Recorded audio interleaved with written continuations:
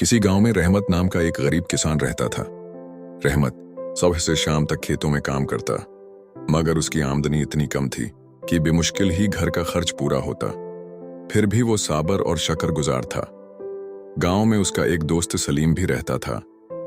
सलीम के पास जमीन भी ज्यादा थी और माल मवेशी भी, मगर वो न सिर्फ दौलतमंद था बल्कि कुछ हद तक खुद गरज भी। वो हमेशा रहमत के सामने अपनी दौलत और आसाइशों का चर्चा करता, और जब कभी रहमत मुश्किल में होता तो बहाने बनाकर पीछे हट जाता। एक साल गांव में सख्त कहत पड़ा। बारिश न होने की वजह से खेत सूख गए। रहमत के पास खाने को भी मुश्किल से कुछ था।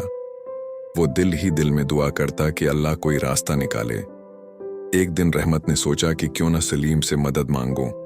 वो उसके पास गया और बोला, भाई सलीम, मेरा खेत सूख गया है, थोड़े बीज और कुछ खाने के लिए दाना दे दो, इंशाअल्लाह फसल आने पर वापस कर दूंगा। सलीम ने नाक चढ़ाकर कहा, रहमत, तुम हर वक्त मुश्किल में रहते हो, मेरे पास देने को कुछ नहीं है, तुम खुद ही कुछ इंतजाम करो। रहमत मायूस होकर वापस आ गया, लेकिन उसने हिम्मत न हारी। वो रोज खेत में जाता, थोड़ी थोड़ी मेहनत करता और अल्लाह पर भरोसा रखता। अचानक कुछ दिन बाद गांव में बारिश हो गई। रहमत का खेत सब्ज होने लगा। मेहनत और दुआ की बरकत से उसकी फसल पूरे गांव में सबसे अच्छी हुई। इधर सलीम की जमीन पर कीड़े लग गए और बारिश के बावजूद उसकी फसल खराब हो गई। वो परेशानी में सीधा रहमत के पास आया और बोला, भाई, मुझे अपने खेत से कुछ गला दे दो, मेरा सारा नुकसान हो गया है। रहमत ने मुस्कुराकर कहा, दोस्त, जब मैंने तुमसे मदद मांगी थी तो तुमने इनकार कर दिया था, मगर मैं तुम्हें इनकार नहीं करूंगा, क्योंकि मेरा ईमान है कि दूसरों की मदद करने से बरकत बढ़ती है। ये कहकर रहमत ने सलीम को इनाज दे दिया। सलीम शर्मिंदा हो गया और उसकी आंखों में आंसू आ गए।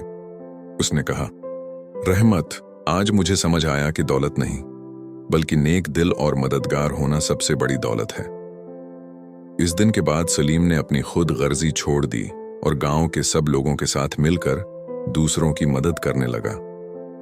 यूं गांव में खुशहाली और भाईचारा बढ़ गया। अगर आपको ये सबक आमूज कहानी पसंद आई तो बुराहे करम चैनल को सब्सक्राइब करें, वीडियो को लाइक करें और बेल आइकन दबाएं ताकि आपको नई दिलचस्प कहानियां वक्त पर मिल सकें।